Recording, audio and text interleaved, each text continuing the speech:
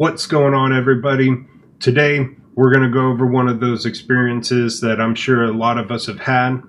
You're cutting along, everything's going great, and then all of a sudden the power goes out. It's fun, isn't it? Or let's say a bit breaks, or you had some issues with your software and it just stopped in the middle of a cut. But on your bed, there's a 90% cut or edged piece of work you've been working on, and you don't want to lose it and have to redo it all. How do you get back to job zero?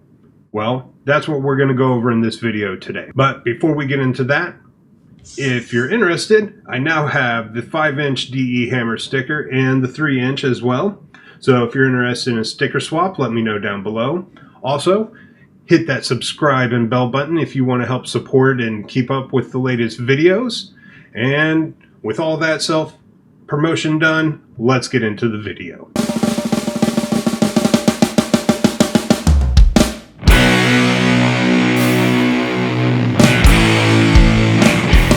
Alright everyone, as you can see, we have our piece of acrylic on the bed.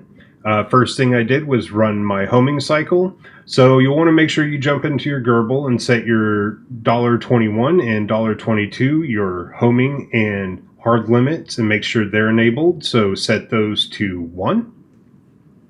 Next thing we're going to do is we're going to job zero our project like normal, except every time we move an axis, we're going to mark it down with Roman numerals. Remember when you were in 3rd grade and you told your teacher, when am I ever going to use this? Used it. So I like to start with 10, get as close as I can without moving over the edge of the acrylic. Then I go to 1, do the same thing, do X and Y, and just do 1 at a time, just marking it down each time I do it, and then get to 0.1 to really fine tune it. But again, counting each time you move the axis. I'll move Z. Z is not as important in knowing exactly where, because you can always do that when you reset it.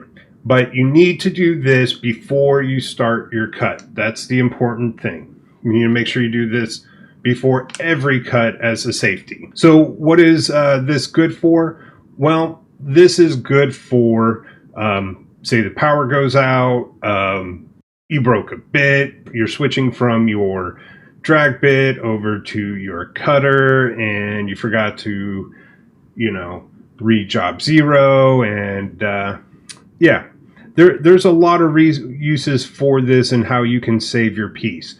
And let's look at this here real quick. Gotta love these sensitive bases. But when I turned off the power in my fake simulated power outage here, it had done right around here. You cannot tell where, let's make sure that's in frame, where it stopped and started. It's pretty damn good.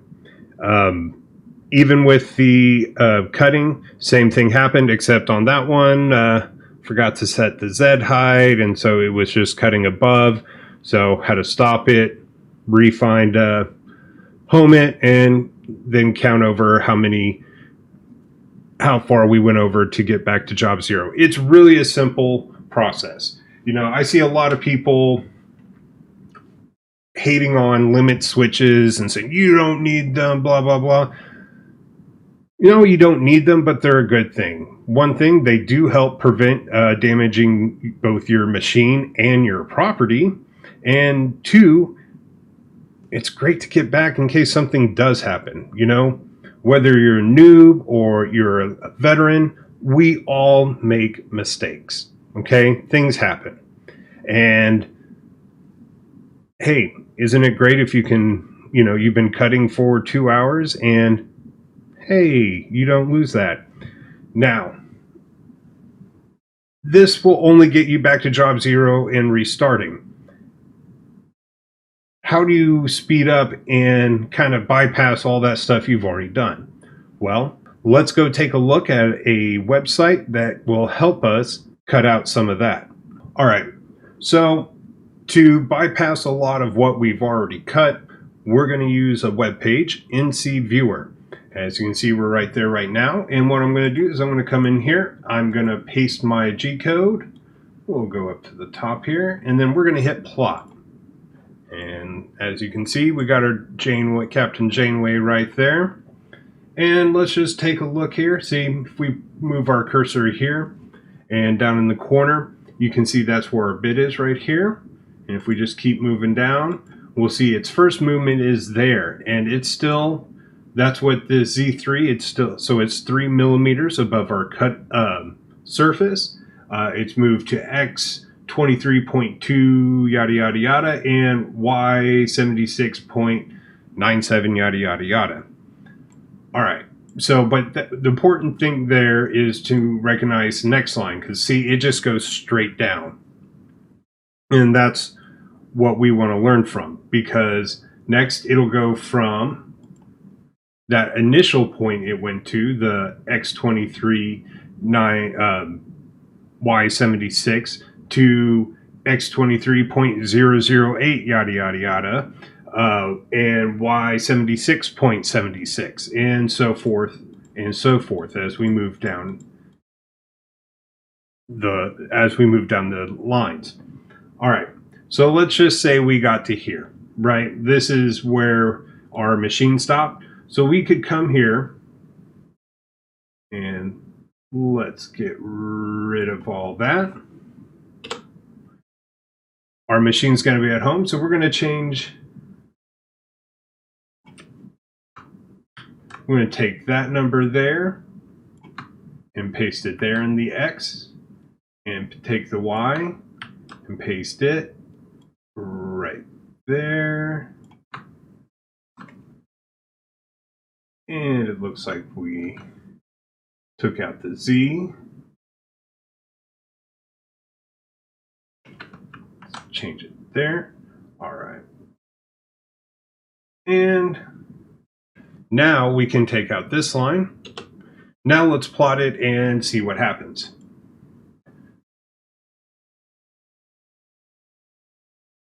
See, now our bit goes there, goes down, and starts cutting again.